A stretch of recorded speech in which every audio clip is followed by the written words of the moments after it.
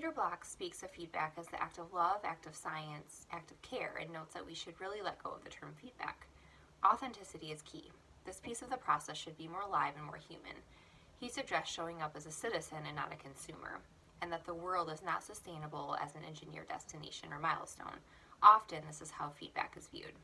I found this particularly interesting and is now something that I will be far more aware of. Approaching as a citizen can provide so much value.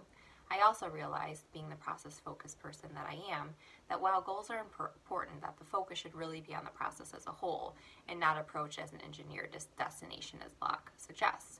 This will enable a better sense of understanding and lead to feeling and ultimately being more invested. A Harvard Business Review article, Consulting is More Than Giving Advice, by Arthur Turner, outlines some key points related to the problems that can occur in terms of feedback and ultimately moving forward. In terms of making a decision to act and actually implement, blame is placed when success is not achieved. The article notes that consultants suggest in some cases that their clients lack the ability or courage to take the necessary steps, or the client states that the consultant did not help translate their objectives into actions. Feedback obtained also uncovered clients complaining about impractical recommendations.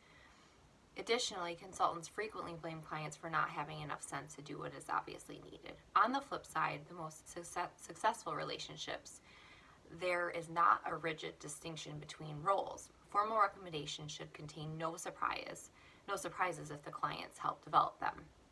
This, to me, is exactly what Block suggests as it relates to approaching like a citizen. Given Block's comments and the feedback contained within the Harvard Business Review article, along with what we've learned to date regarding the process, it is clear to me that the consulting process, while consisting of different phases with specific purposes, is a rather fluid process that must be approached jointly, together, with respect, understanding, and continuous two-way communication. Feedback on the decision to act is a result of significant discovery and analysis, all of which should be completed together. As it relates to feedback and the decision to act, it can't be approached as an engineered destination. It is a process that should result in joint decisions in which all parties are on the same page. This ultimately leads to success in an environment where decisions can be made with more confidence. This, of course, relates to the ongoing dialogue we learned so much about last week. Communication is absolutely key. Without it, feedback is not valuable and the decision to act is compromised.